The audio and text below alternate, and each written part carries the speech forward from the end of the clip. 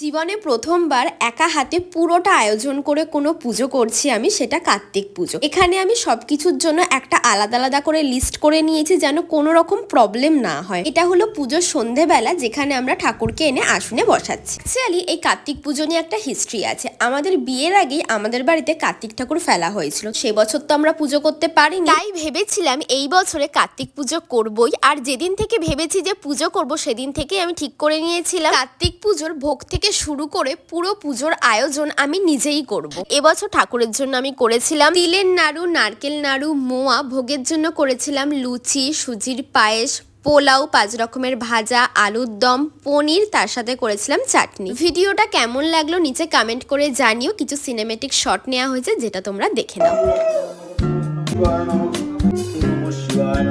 আমি